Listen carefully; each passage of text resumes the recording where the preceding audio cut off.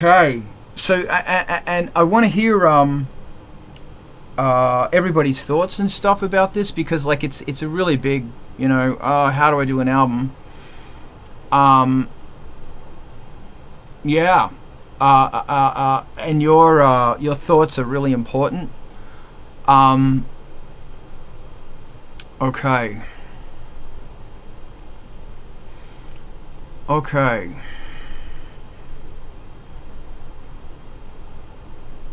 And the question is, I'm at a point in my music where I have a bunch of songs in various stages of completion, and I want to put out a release, but I'm not sure what it will look like.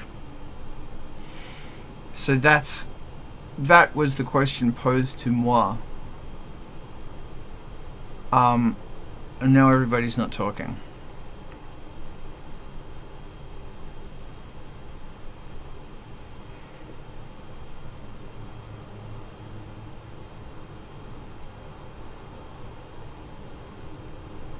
Alrighty. The man, my fucking connectivity is awful. Damn it.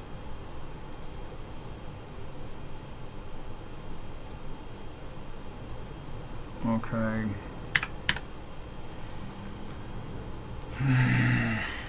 Alrighty.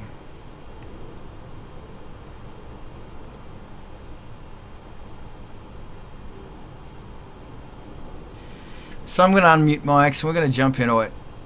Boom, boom, boom. 1, 2, 1, 2. Here we go. Alright, it's Saturday morning and we are out of rocking and my system is telling me that it's a piece of shit and it's good fun. We're going to jump straight into this one today. I got a really awesome question today. Actually, like only very recently about...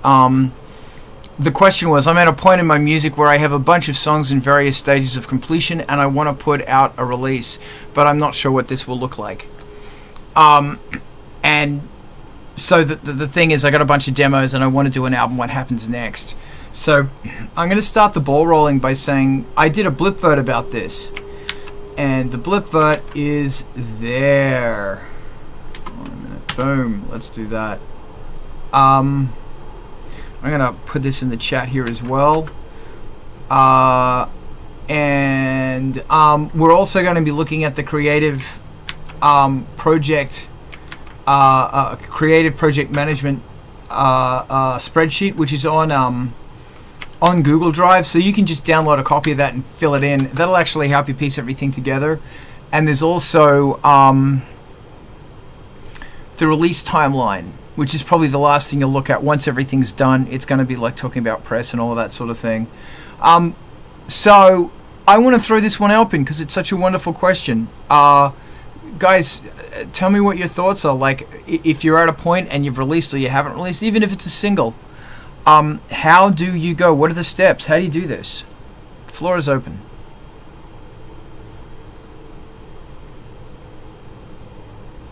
I guess I'll start in a way. I don't know. I've got a few irons in the fire, and collaborating with Zug on a big audio project. So I don't know. I think part of it is process, and I think the more unconventional, the better. Just in the springboard to getting that started and getting the patchwork for your album.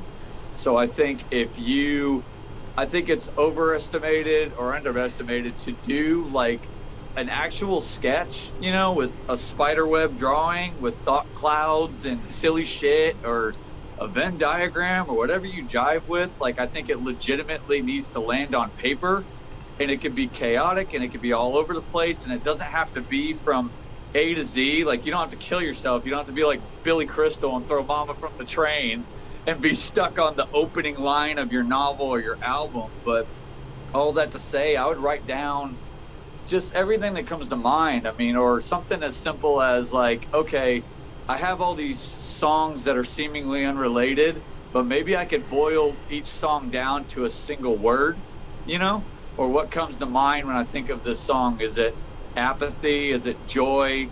Is it desolation? You know what I mean? Like, whatever it is, all over the place. Point being, write it down to where it's tactile and it's in front of you, to where you're not banging your head off the keyboard desk trying to figure out how you're going to coalesce everything into an album. And I think that's just a hell of a start, because I've got a bunch of Wicked stories that are not A to Z. They are not structured. It's scraps and bits of paper literally written in different orders and then stapled together like Frankenstein's monster. So I think that would just be a good part of process. That's has nothing to do with planning, marketing, and broadcasting. However, it's just I think it's a good practice to help you string together everything that's seemingly disjointed. Thanks, man. That was excellent. Razzie, what you got? Oh, you're muted, Carl. Yes, I'm muted, Carl. Sorry, Razzie. Thanks, Grim. That was great. Razzie, what you got? It sounds like we're at the stage with this one, maybe where you said demos, and perhaps it's not coalesced into a collection yet. So making playlists of the demos so you can reorder them and see how they flow and see which ones actually make the group of songs a stronger work and have cohesion and variety, and then taking a little ear break from that and coming back to it.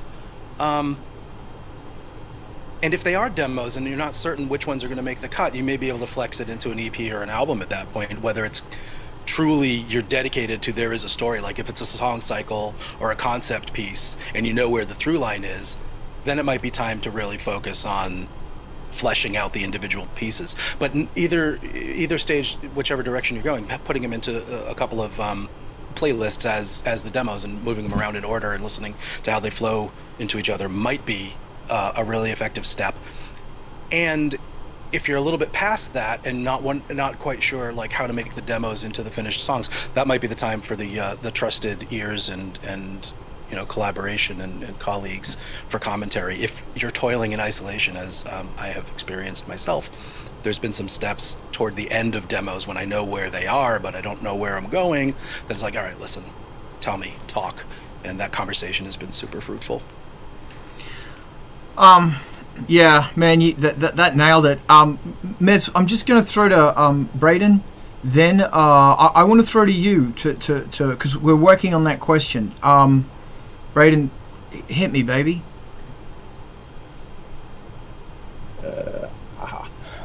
Yeah, totally. What Braz was saying, like with the getting feedback when you kind of got everything. Or you're in the final assembling phases of that. I found extremely helpful. Somebody's always going to hear something that you didn't, or make you, realize, twist something around and make you see it in a way you never saw. As far as, I think, and it's still something I still struggle with, is putting together the flippin' artwork. Like figuring out what you're going to do, what's going to pop, what's not going to pop, blah. Are you going to hire that out? Can you pay somebody else to do it? I know that I'm trying to do everything myself, so that's been a hoot. And then, the learning curve for all the different apps and everything. So in addition to trying to like master your album and make sure all the songs are good or whatever, or at least to your satisfaction. Now I've got to learn, 4 iPhone apps and then learn how to make them talk to each other and this and other thing. So I think you need to allow yourself a little bit of grace and in that regard, because some stuff is going to take you a bit longer than you imagine, or possibly. Or you might just be great at everything and it doesn't. But that is not my pace, so I find myself spending a little bit more time in areas that I didn't anticipate with that. Yeah, for sure. It's remind me, I want to talk about artwork really quickly, but yeah, as you can tell, this is not an easy process. Mez, please expand on the question. I read out your email, or the top part of your email. Expand more. What you got? What's the aim?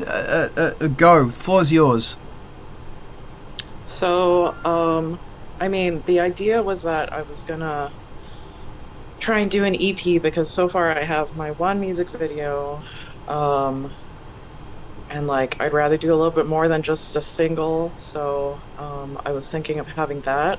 I have Julius is Awesome remix that's gonna be on the EP, and so I'm playing around with like a bunch of songs in different states of completion that I'm hoping to put on an album. But I want to get the EP out before that. And so I'm just trying to balance like how many songs should be on this EP, and like should I don't know, like should I just use what I have? Should I make other stuff like particularly for it so it all like blends and has the same feel? And like how much of it should I just keep waiting and working on, and how much should I just say screw it, I'm gonna put this out. Yeah. Okay. Yeah, all right. So just so I can get some background on this. Sorry, Brandon, is your hand still up, or am I cutting in? Sorry. Thank you, man. I just want to make sure. So the first question is the song that has the video, is that going to be on the album as well? I'm not 100% decided. Okay. The EP is going to be named after that song, actually, so maybe not. Okay, so how many original songs are going on this EP? I'm aiming for around 2 or 3. Okay. Like maybe an instrumental.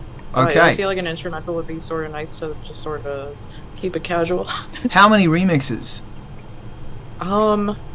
So I have one so far, but if I'd be open to putting on more if there's more of that available.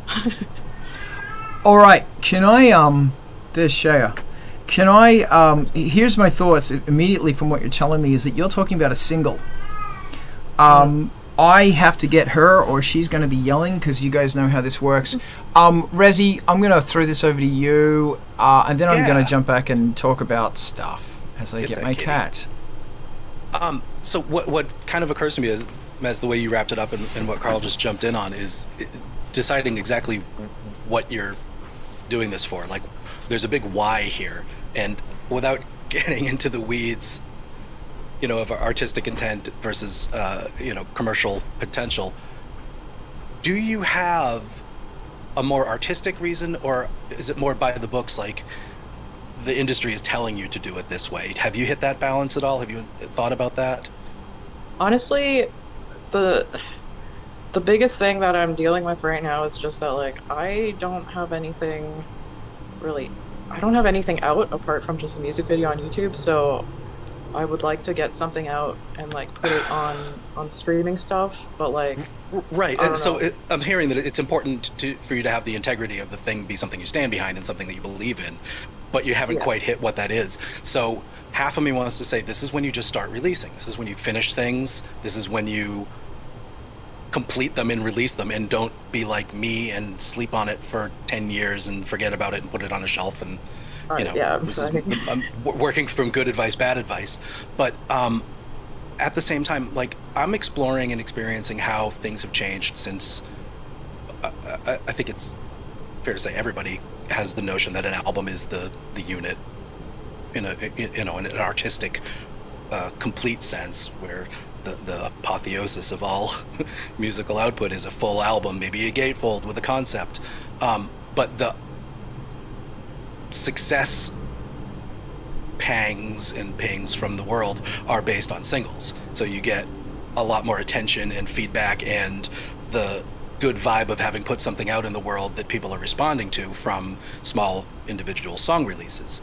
And I'm sure Carl is going to go into this about how the release strategy feeds into that, and basing it around song releases and versions of the song and videos of the song and the song being everything. But so I just wanted to bring it back to, do you have a passionate drive as the artist in one direction or the other? Like, ultimately, does an album have to exist? Yeah, like I am definitely working towards an album. That's so the idea of the EP is just sort of to like tide me over until I have my shit together enough for an album. Sort Yeah. of. But like I guess a logical thing would be to do a single, but like I want it to be a little bit more than a single. Single definitely means something different than just the song, for sure. You're onto that there. And the remixes that you truly believe in came back great. The alternate versions and, as you said, the instrumental are a great way to build up an EP so that you, as the artist, and your personality matches with what you're putting out, and it's not just a pop song that you threw away.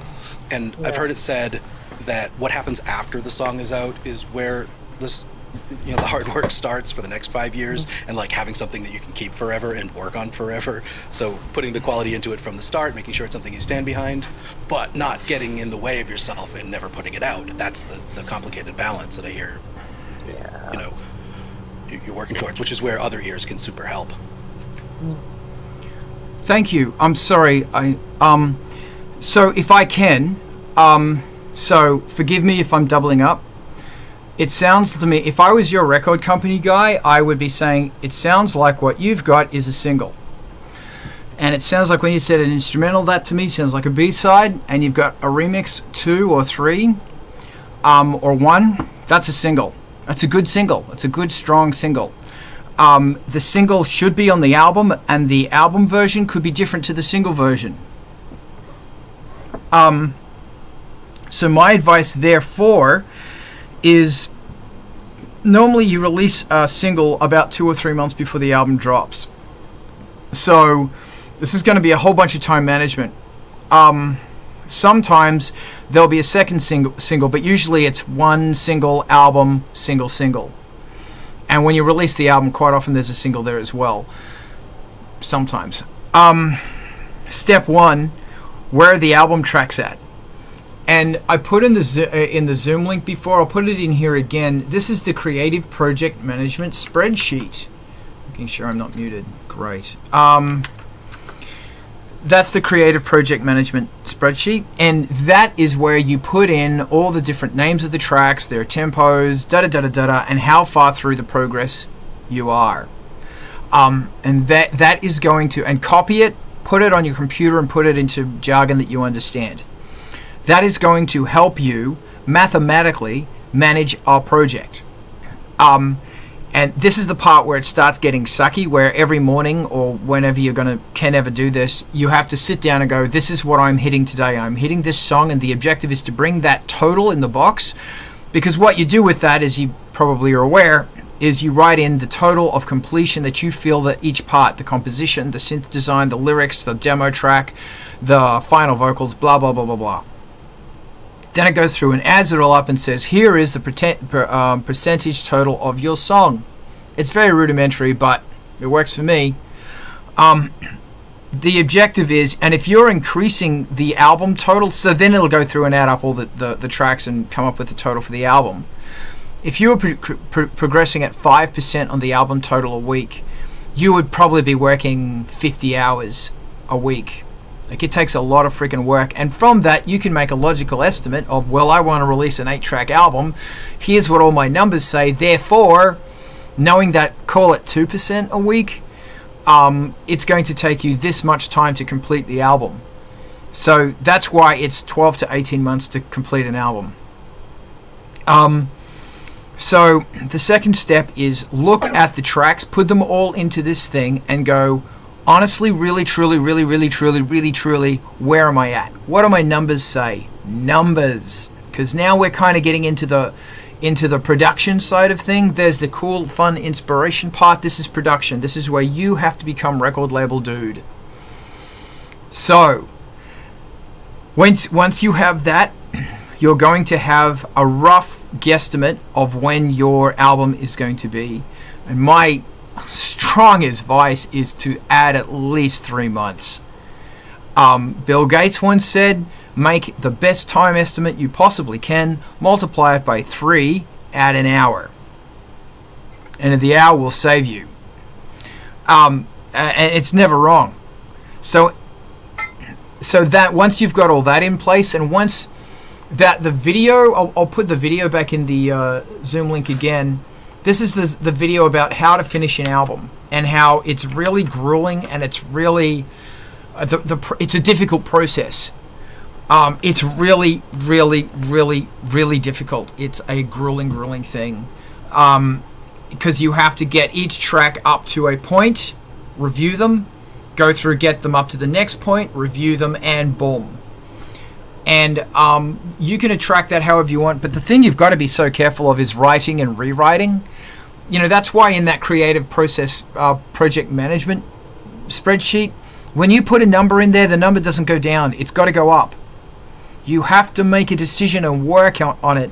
This is, once again, production. This is where you're using your A&R dude in a record label cap. Because you've got to move forward. If you do not move forward, and we've covered this so many times, you know, done is better than perfect. But don't rush it, because I recall you saying, do you just say fuck it and release it? There comes a time when you're going to say fuck it and release it. And like Rezi said, you got a bunch of ears here. We've got the Discord. We're going to utilize that stuff. I would be so once you're looking like it's done, and you can say this thing is honestly going to be released in 3 months, and remember that press usually want to see it a month before it gets released. So that's the final version with final artwork, with final booklets, and that's a digital. It's not a physical. It's not like a CD. They're going to want it a month in advance, and the release timeline, man, I'm sorry, this is just the most non-fun shit ever. I'm so sorry. That's going to tell you the timeline, and all of this is overwhelming and daunting and horrific if you rush it. But if you sit back and say, step 1 is I'm going to engage the fun side of things, and I'm going to write 8, 10, 12 tracks or whatever, fun tracks, then you do that, because that's the important thing. Step 1 is that this is some kind of therapy or whatever to help you put the chaos of the world into a perspective and to help you deal with it and stuff. That's the first step. Then start putting things into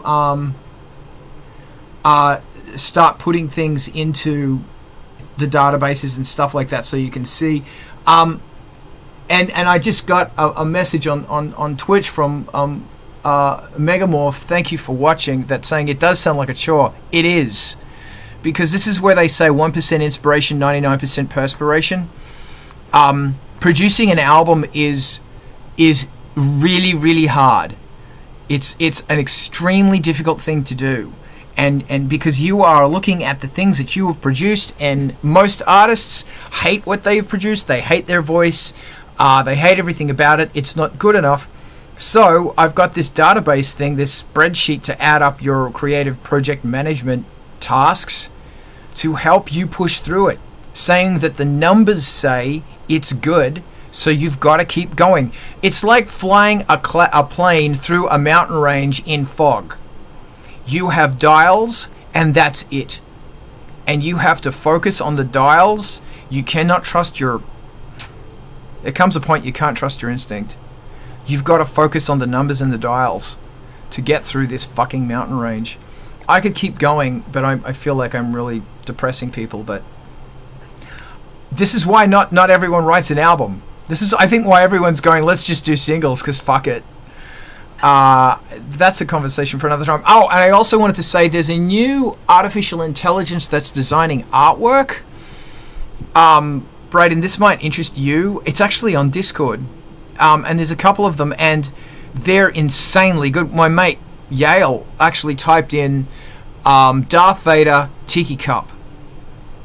And it spat out the coolest looking tiki mugs designed by Darth Vader tiki mugs that look legit tiki Darth Vader. And it was like, wow. I mean, I'm still going to use artisan stuff, but as far as getting ideas to, because I think it was Reezy commented that oh no, Brain did, that was you, like the when there is art being put down, I'm telling you, man, if you want to really kick the album along, get a photo shoot and pay for it, Pay for a photographer, set up a photo shoot, do a photo shoot, and while you're there, shoot a video.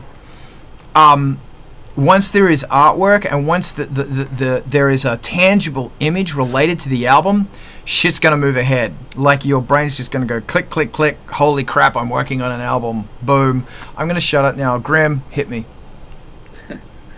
I would say, yeah, it's like on the artistic side of the house, if you're talking about putting breathing room in the album, so to speak, I think that's cool. I think it's few and far between what albums actually do that, to where they have an interlude or something to kind of, change up the pacing of it, and it could definitely help. So if you feel like you want to do that, I wouldn't stray away from strictly, or don't feel anchored to, oh yeah, everything has to be a thing with lyrics, A prevalent example I love is Birthday Massacre. They literally titled 3 different on their album Violet. They have just 3 interlude tracks that are like black, red, they'll just name it something simple, but something to bridge the gap. Or if you have a really intense song but then you want to kind of roll everything down, instead of racking your brain over what's going to logically work next lyrically, I would do an instrumental that you love or you're proud of or whatever else, just to kind of help with the ebb and the flow of the album. I think that always seems to me like a welcomed addition, and maybe it's kind of oddball, but there are like interlude instrumentals that I love more than a song with lyrics. A lot of times it's just this amazing instrumental. It's just this big soundscape that's pretty cool to explore, and that also could take a lot of the burden off. Holy shit, I don't have lyrics to go with said instrumental, and you're just pouring over it and you're stressing yourself out. You could just be like, you know what? Screw it. It's an instrumental. It's just something to bridge, these land masses, in between these 2 songs. Thanks, man. That's actually a really good idea. Even like getting little fragments from the next track and putting it in that instrumental. That's a great. I love that, man. Rezi, what you got? I love the idea of a concept album. But I also, Mez, what are your actual next 3 obstacles that you're feeling that you think you're right now up against that makes you even ask the question? Like, what's in the right here? Honestly, like, partially just not knowing what the track list is going to be. Like, I like the idea of like having the spreadsheet and all that, but the hesitation about that is just like that means I need to know the exact track listing. Okay. Yeah, and then like I think that's the biggest thing. That could be the only obstacle, but that's a big one. Write more songs. Just be doing it. I mean, I think the daunting getting ahead of yourself of saying I want an album, and I might have alluded to this, and forgive me if this is counterproductive or blasphemous, but there is space for growth in just writing more songs. I know there's bands that write 40 songs to get a 10-song album. I know there's bands that write 2 songs to get a 10-song album. And someplace in between that is your, spot where you recognize as you're shuffling through these demos, I've got inspiration and personality in these tracks, and there's 8 of them, and okay, I can live with myself with 2 tracks of filler that are instrumentals. Oh my God, they came out great. Now I've got a brilliant album, that kind of thing. So does that help or derail? No, that totally helps. Yeah. I guess I'm still at the stage of like just having a bunch of songs and developing them and then every day feeling out the track list. Yeah. I mean, that's hopefully in the struggle, in the difficult effort of doing the work every day, moments of pleasure and moments of growth and discovery. And when you look back on it in another 5 days, another 5 months, maybe you haven't put out the album yet, but you've got 30 songs that are all ones that you wish could go on this album.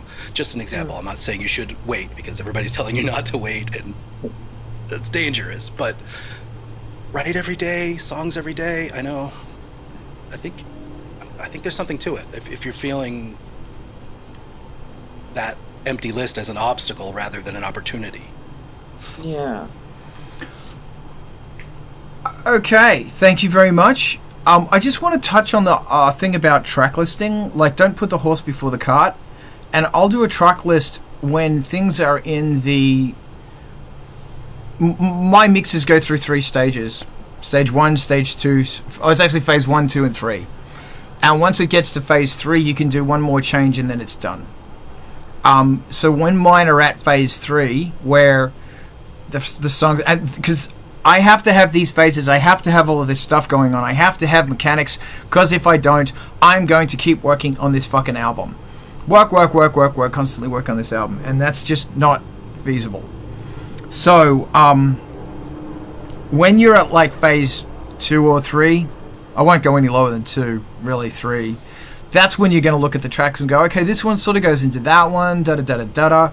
A thought about an album that I have learnt is that you basically have a killer track. The best track is at 1.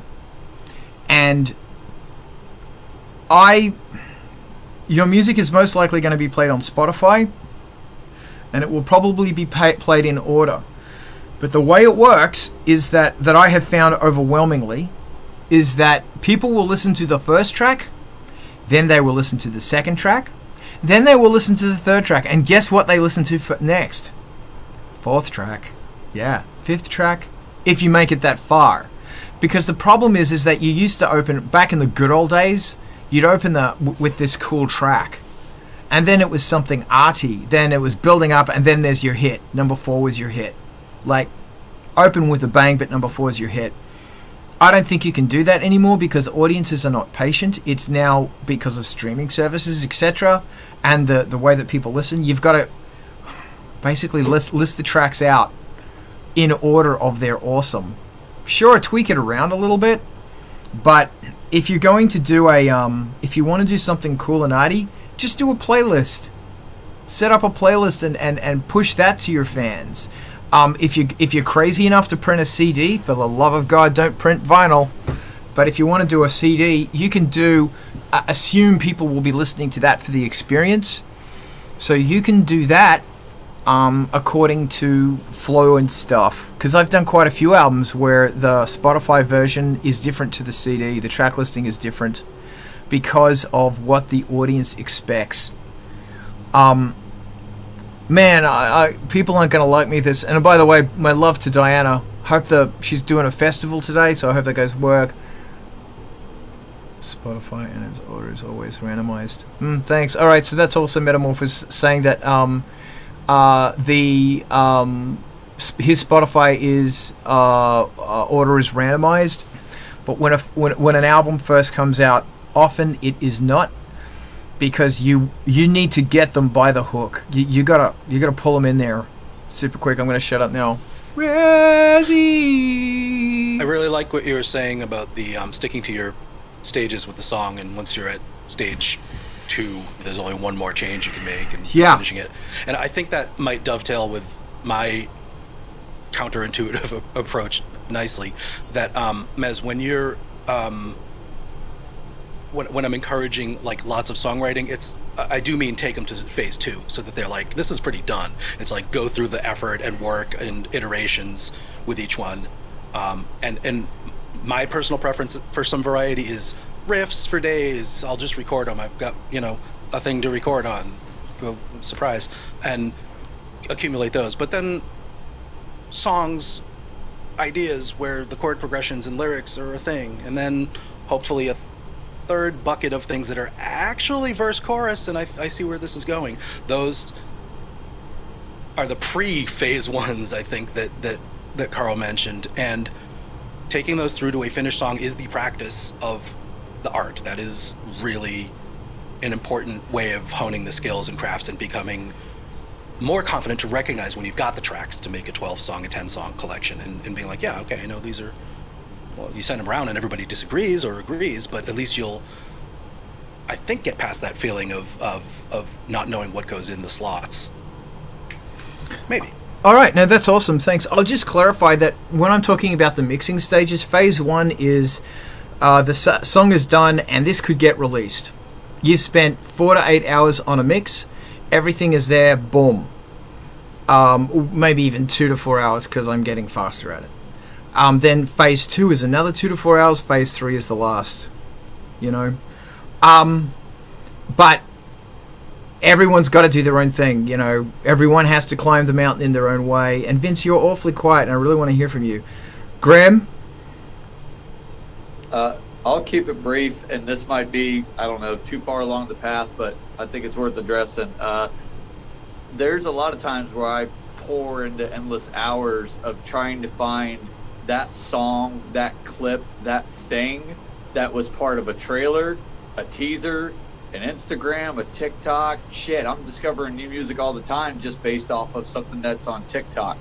Point being, I think once you get ready to roll out said single or remix, you can do some of those splash teasers with your own original sound, throw it on TikTok to help build that rolling momentum that people are like, holy shit, I want to check this out, you know?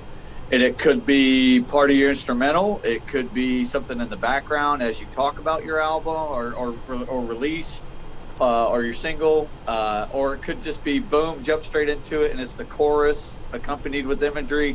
Not trying to build anxiety or anything, mind you, but if you're at a point where you go, fuck yes, this is the rollout, I'm getting excited, instead of shouting into the void or just trying to put a post up, you know, as a status update or something, I would definitely just recommend use that song or that piece or that chorus or that instrumental as the underscore of just a quick splash video to garner interest, you know, and kind of go that route. I just think that's a cool avenue, but again, that's a little ways down the way. Yeah, that's actually more really excellent advice. Vince, did I just see your hand? All right. Yes. All right. Along the lines of like, they might seem like the opposite of what some people, of what a lot of us have been saying, by get things out, like get it out there kind of thing. But if you've got a single and you've got enough to release a single, I think it might help if you had a concept, not necessarily like in the sense of a traditional concept album, but like if you have a unifying theme for your track listing, have that ready before you release a single and make your single presentation match that so that everything ties together when you release the album. I think that may also be important, because I think there's a lot to be said for if you're going to release an entire album, at least. Like, I've released a lot of singles and nothing's really got a hold, like, if you put it all together, it all sounds like somebody else made it. But I've done one album and it works well by itself. It wasn't really an album, it was an EP, but it was like a collection of tracks that all work together. It was, and it's difficult to make it, to present it to begin with as a unified thing if you don't already have your, I'm not thinking sure of the word. I'm like, it's not, I don't want to say concept, because I don't want to make it sound like you need to have a concept album. I mean, it may be helpful, but your idea needs to be able to be brought together as one piece for an album. You can't do an album and have the whole album sound like, you know, you've got 10 artists put the album together, because then you've got a compilation, less of an actual album. Even if it's your own stuff, you want it to sound like a cohesive unit. So making your single marketing and presentation match your album marketing and presentation, I think, yes, intention. Yeah, thank you. Somebody found a word for me. Yeah, make it all line up so that in the end process, the same people you got hooked in the beginning, you'll have on it for the album after the single, and that'll help it gain momentum. I think that's what I'm trying to say. I don't know. I'm having a real rough time with words today, apparently. Yeah, today is Saturday Word Fuckage Day. And I'm certainly feeling that as well. Thanks, Vince. That was really good. Okay, so does anybody else want to throw in on this? Because, like, this is so huge. We could talk for days and days about this. Days and days. No? Anyone? Maz, do you feel that your question has been slightly answered? Getting nodding heads. Yeah, Good. I think so. I guess I'll just like play around with like having a single and like probably keep the remix and a couple other things on it, and then get the artwork together, and should be good to go until I can work on the album. Good.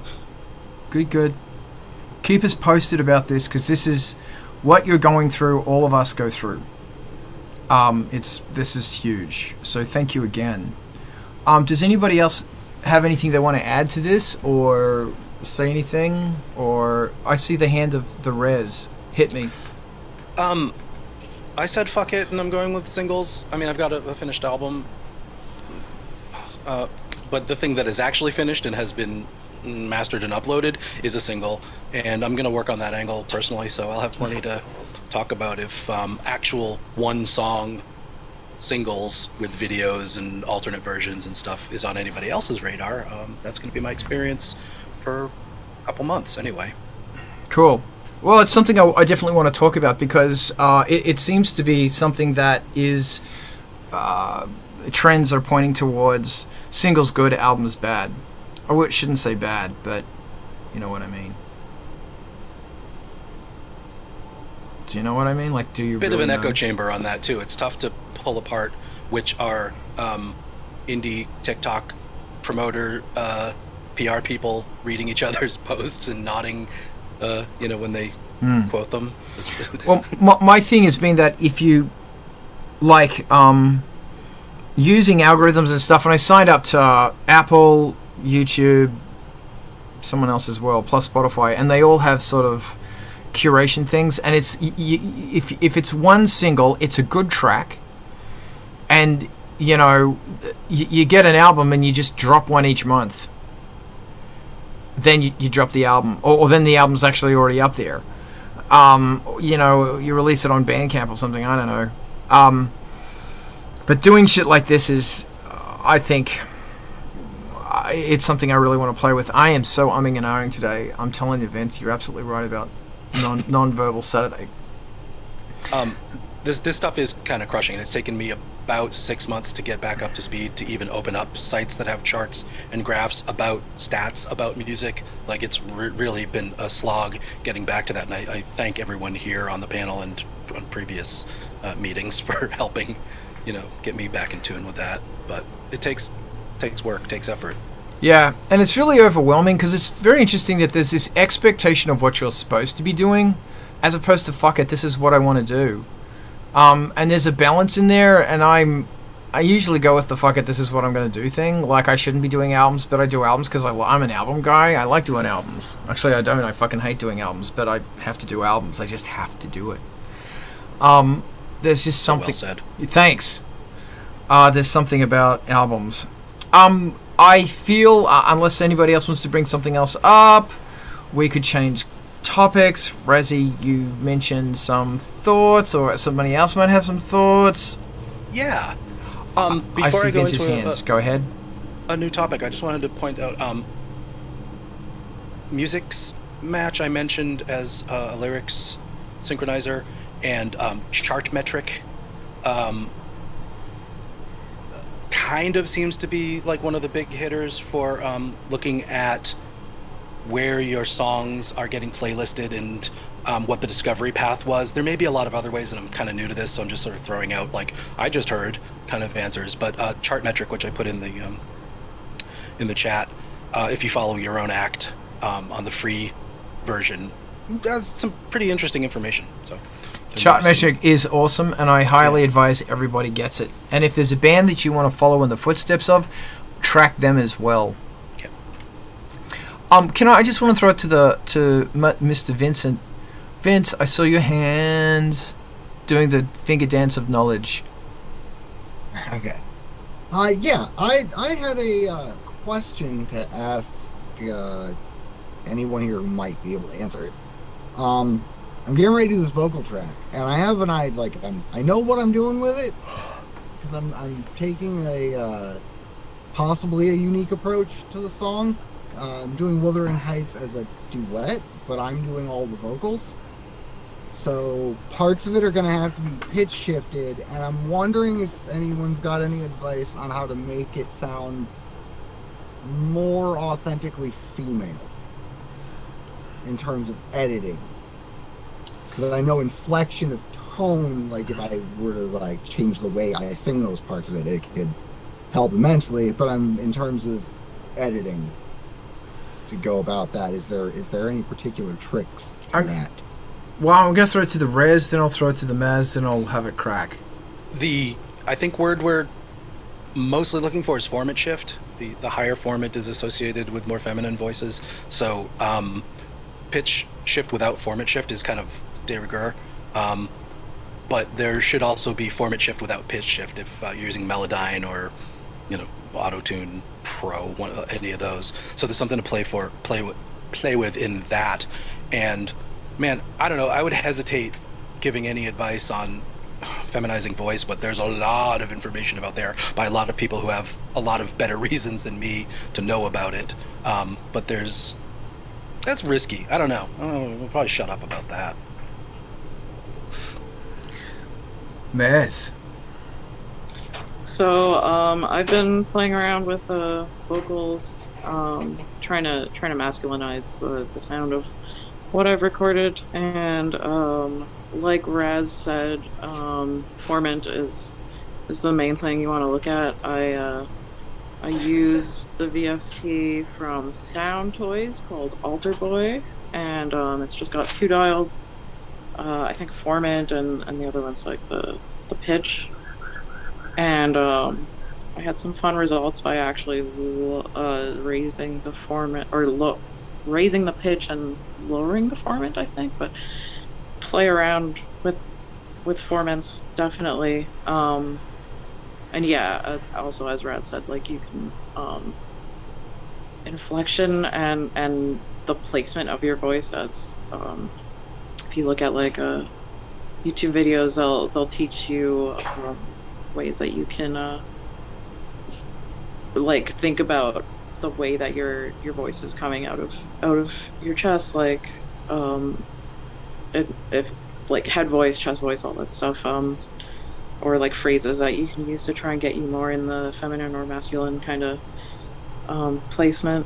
But also like it doesn't have to be, I don't know, like I feel like because you're doing something experimental, sort of experimental, you're taking a known song and you're just like putting a fun twist on it, like whatever sounds cool, whatever works. There's also definitely going to be a vocoder effect on the female part of the vocals, because nice. I've got a whole concept for the track that like I'm not really sure where it came from, but I was sitting here in front of the computer working on it, and I just decided that's how it's going to go. And now that it's mostly put together, it's just waiting on a vocal track and a little bit of editing. I really want to make sure it all comes together the way I envisioned it in audio sense. Yeah, I feel like if you have 2 different voices that you can hear the difference, I think that'll give you hopefully what you're going for. Thank you, Miz. My thoughts on it is have a video of Kate Bush in the forest in the background and become her. And it's got to be like her voice is kind of like, when she does it in that, it's very shriek, because she was going for an angry ghost, apparently. If I was going to be mimicking a female voice, I would be being breathy, and I wouldn't be hitting my fundamental chest harmonic. I'd be more there. It would be more gentle and more out on the wily windy moors you love, I know,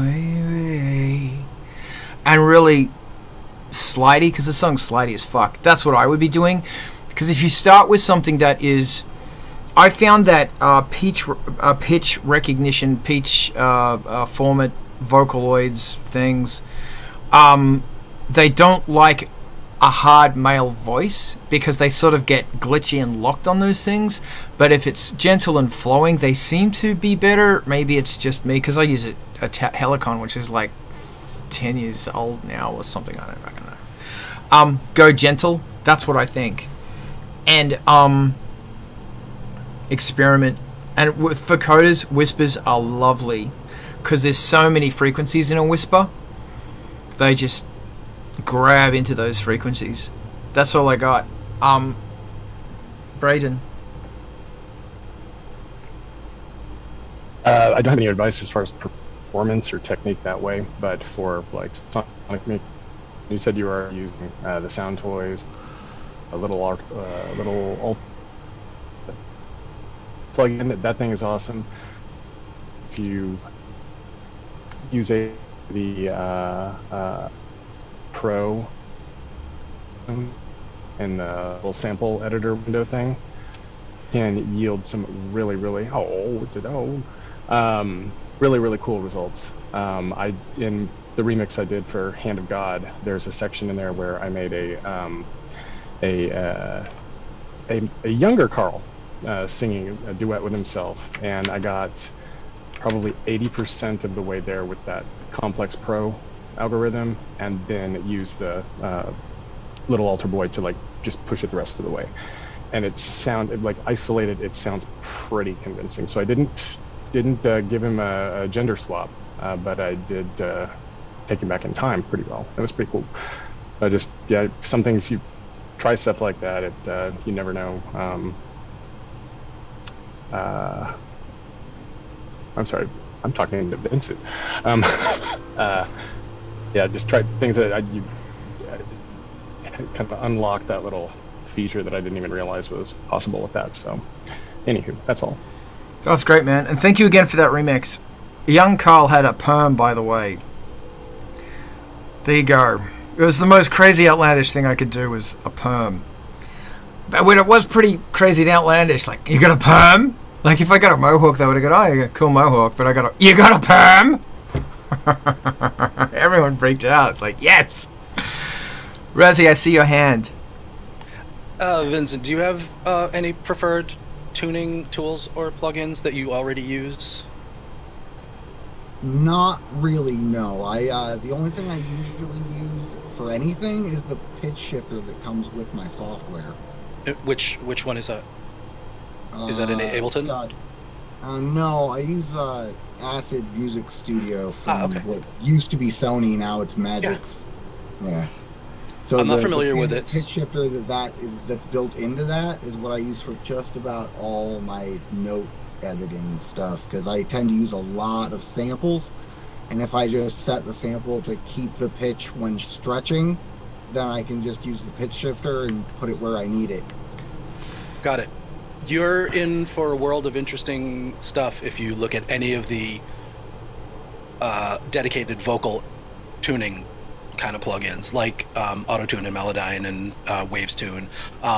It's a different experience. The possibility to make an entire track really hard quantized to the scale, in tune, without having it be detectable is like, an assistant engineer's puzzle to get through for a song sometimes, and you can do.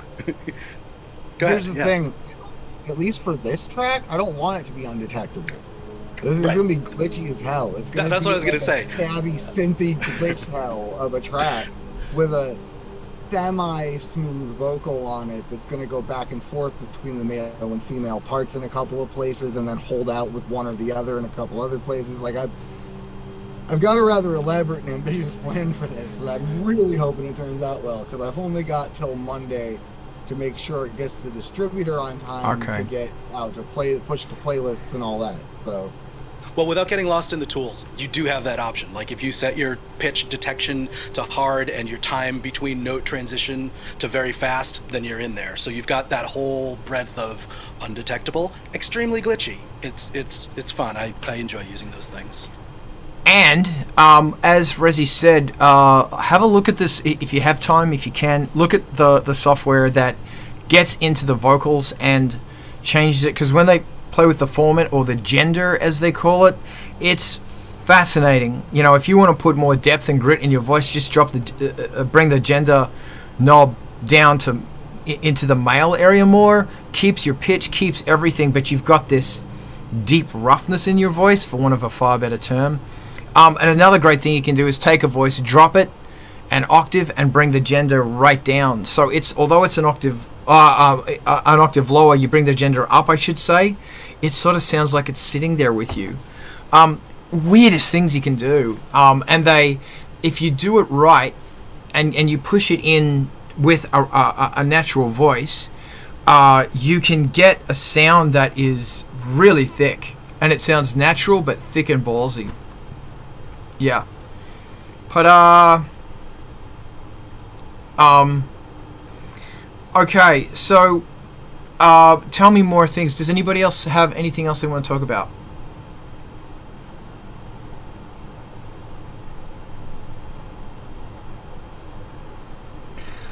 Okay, Rez, you had a question about gear or something?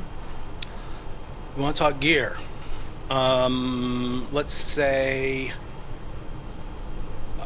favorite modular module that's not an oscillator or a traditional Moog style filter.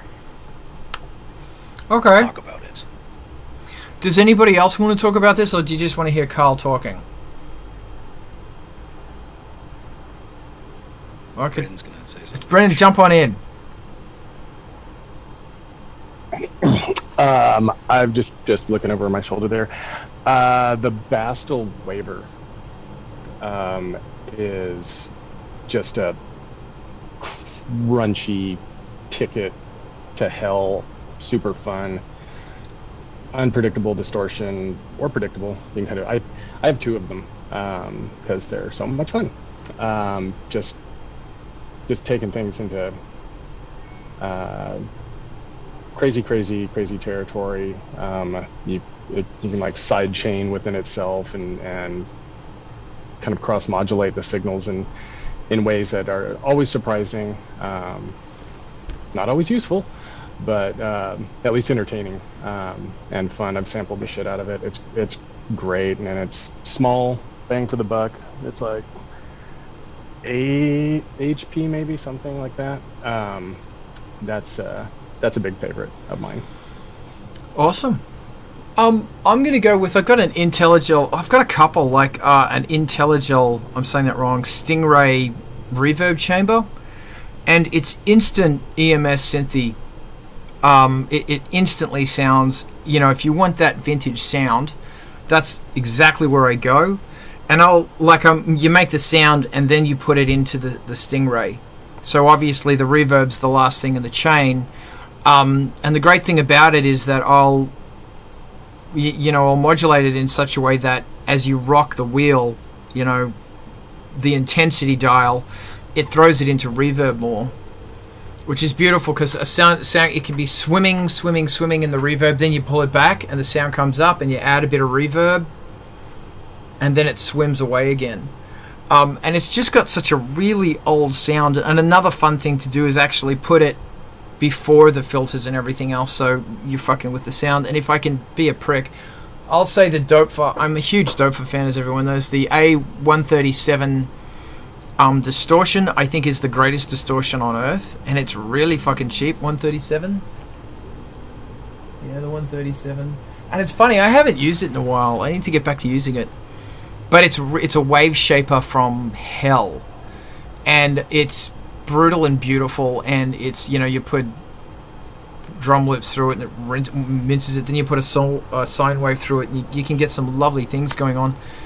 And then if I was going to choose two more, the A149 uncertainty, the Dopefer's Buchla answer to the source of uncertainty, is brilliant, because you can just get stuff out of it.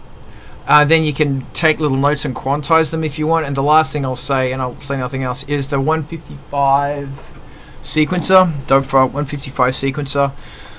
Comparatively, for a lot of the new sequencers coming out, it's quite expensive, but what you can do on it is madness. And the 155, 154 controller and sequencer, 2 8-channel sequencers, but they've got little switches, so it's also like a switch trigger sequencer as well.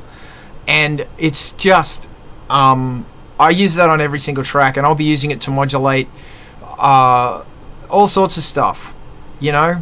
And the great thing about it is you can turn the switches off. So if you've got some random blip bloop sound going on, and it's so much fun, and you can set it up to be pendulum, and you can control all that stuff with CV. So you can be throwing a random signal into it like every 4 bars, saying instead of it being 8 long, now it's only 7 long, and now instead of it going just forward, it's going to go pendulum, or it's going to be one shot, and all this stuff you can do with it.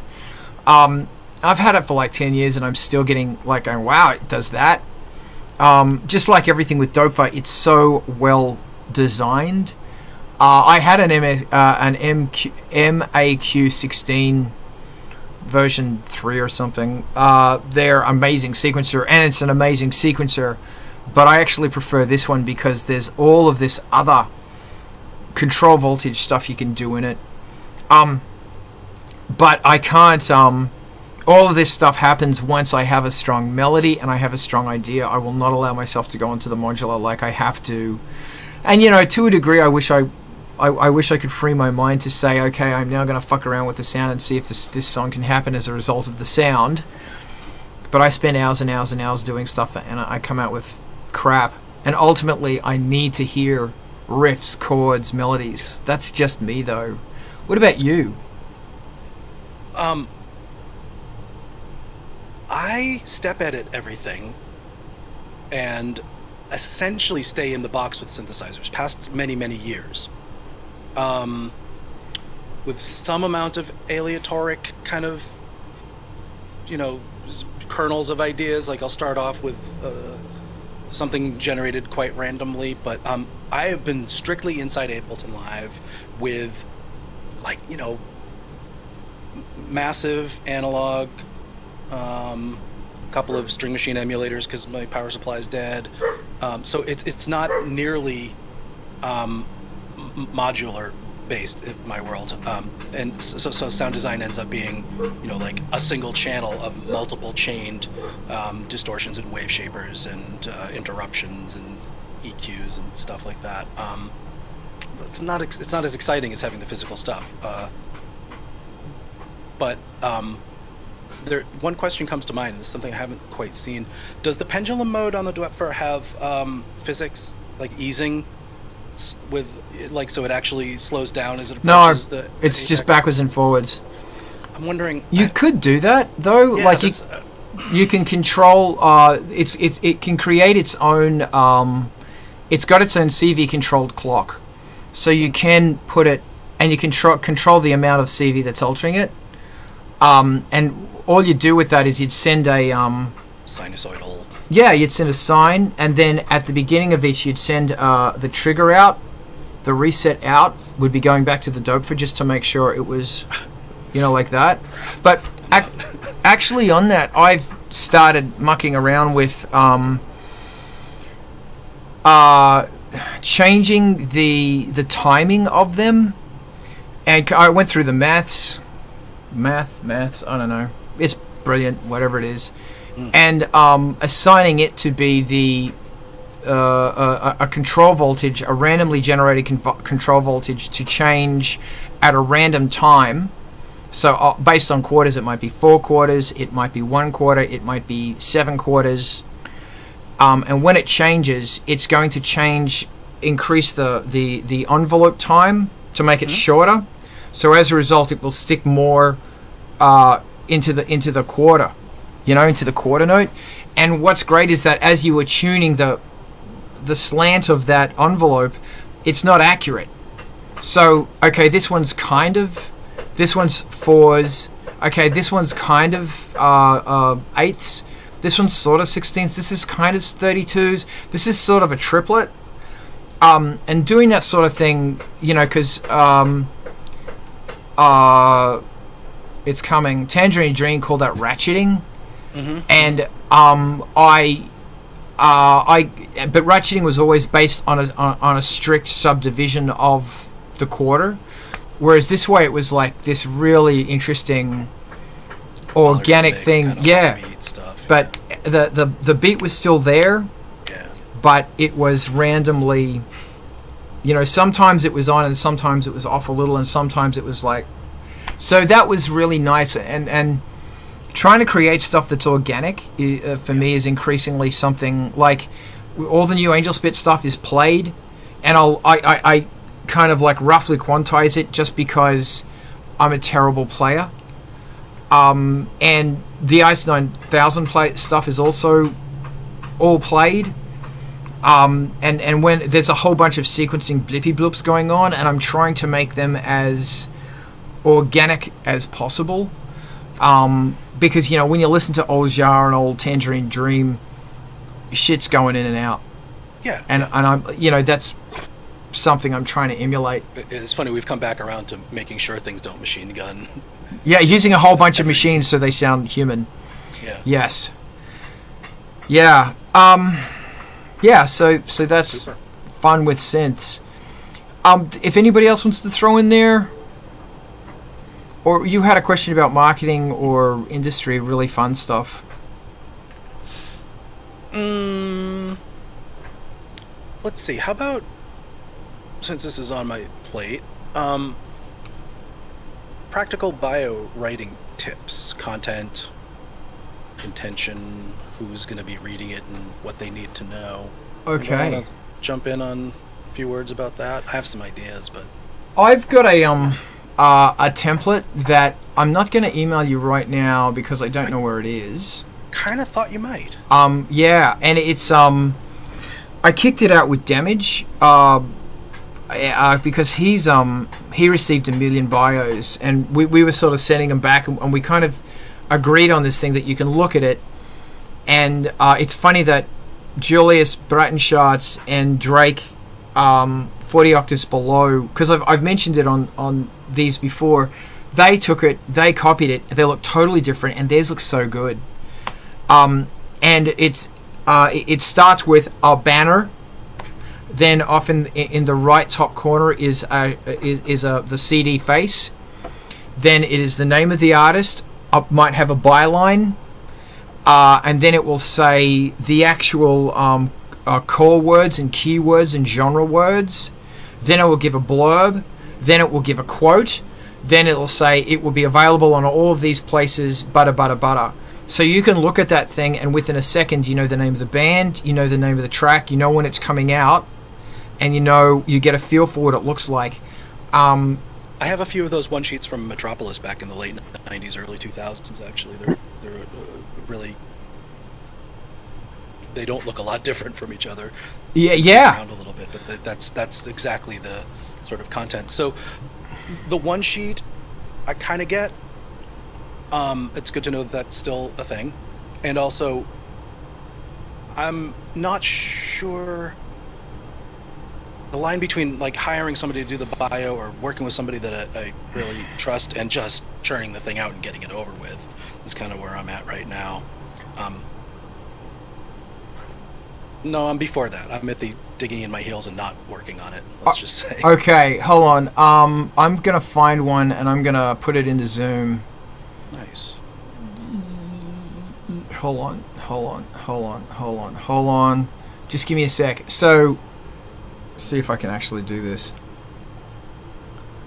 All right. What I can, what I can also do is I can actually put this on the. I can share the screen, kind of. You guys can't see that though. But what I will do is in the messages. I'm going to drop this into here. Okay, so that's the Angelspit press release for Diesel Priest, and at the top of it, there's as you can see if you're watching this on Twitch, etc. Band name, album title, release date, label, guaranteed to make you want to break stuff. Like right at the top there, you get you see what it looks like, you get the vibe, you get a quirky little punchline. But then right under that, there's the genre, industrial music, hashtag cyberpunk, hashtag EBM, da-da-da-da-da, core words and inspiration. Nice. And it has the straight up, the press release, 13 venomous tracks, tough beats, da-da-da-da-da-da-da-da, and the artist statement. So that's where you get kind of political, a little bit about the artist, and then the main links that you want to send people to, and it's and also all your band links and everything else. See, what's really interesting is that press releases all look the same because they should, I think. That a press person wants to look at it and go, bam, I know exactly what this person wants to see. So my advice is, please take that and copy it. All you have to do is change some words and da-da-da-da-da. And when you write these things, you have to think hypey and sales pitch, and this is exciting. And yeah. And remember that press people are looking for content that they can just copy and paste into their blog. So Write if an article for them. Yeah, so if it's Twitter size, there it is, right at the top. Boom, there's your Twitter thing. Check out Angelspit's new album. Copy and paste, cute little byline, 13 tracks of blah blah blah blah blah, link. And if they want to write a piece about it, they can incorporate some of the quotes that you've already put into that press release. So they don't have to think, because they've got a lot of shit to think about and they've got a lot on their plate. So they don't have to think. Ba-boom. There it is. And if you do a lot of their work for them, that's not the right, what I want to say is if you present your work in such a way that they can implement it easily, then that's a good thing. That's a very good thing. Ask me questions about this incredibly exciting thing. Press releases are not exciting, but Yeah, this is pretty dry. But nevertheless, it's an important thing. I see the hand of Grim. Go, Grim. I think a unique way of looking at that in tandem is, we probably brought this up before, but it bears repeating, is the idea of an elevator pitch. Yes. If Zoog's the record exec or, the Netflix guy, if I literally run into the elevator and the door's closed, I'd be like, hey, but dude, I got an idea for a show. And he's like, fuck me, Dad, what? And I'm like, well, and I do just a quick, concise, I have a horror comedy show about Grim Reapers and ghouls trying to take souls, pay the bills, and not piss off the boss. Here's a card, here's the thing. It's like, holy shit, It's something exact and concise. You'd love to go into detail about blood, sweat, tears, effort, album concepts, inspiration, your baby, your everything that you poured into it, but you don't always have the time to garner that interest or gauge whether or not anybody appreciates it. So I very much adopted the elevator pitch mentality, and that's helped with face-to-face interactions and things at conventions and gigs and local events. Yeah. And if you have the physical presence to do it, then fuck yeah. But True sometimes skills. you just don't have that sometimes. But yeah, I would say if it's anything to kind of embolden excitement, because it is kind of a relatively dry topic, it would just be a way of viewing it through a spyglass to be like, okay, if I could literally grab your eyes or your ears for this said pocket of time, yeah, what would I want to say? And just like Stu was saying, it's soul crushing distortion or, and people are like, oh shit, okay. So your buzzwords, grab them, and then you could put, the underlying, like the meat and potatoes and everything in the middle. But yeah, I treat it like an elevator pitch. If you had the time, what would you throw at somebody? Just a real quick fireworks razzle dazzle before it all feathers out. Thank you, and make sure it's tweetable. It's tweetable. Like 150 characters. Keep it short, because the whole thing is one page, and words aren't really going to pull them in. Pretty pictures is going to pull them in, and also the core words and all of that stuff is very, and the genre hashtags, they're very important. Ta-da! That's what I got. Does anybody else have anything they want to add to this or something else they want to talk about?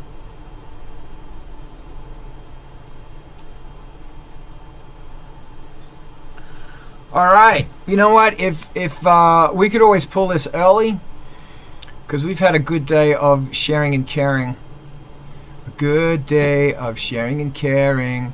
We're going to rate to MTV TV, because awesome music is waiting for us on MTV TV. And Yols, I thank you for joining me today. And we might hang around a little bit here in the Zoom and have a chit chat. But we're going to go to MTV TV because your new favorite band is waiting for you there.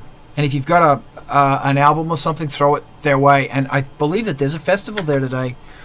So let's go to MTV TV. You rock. Bye. Bye. Bye. Bye. Out. Oh boy. I'm gonna go. I'm gonna leave this open for a bit, guys. I'm really sorry. I'm so flat today.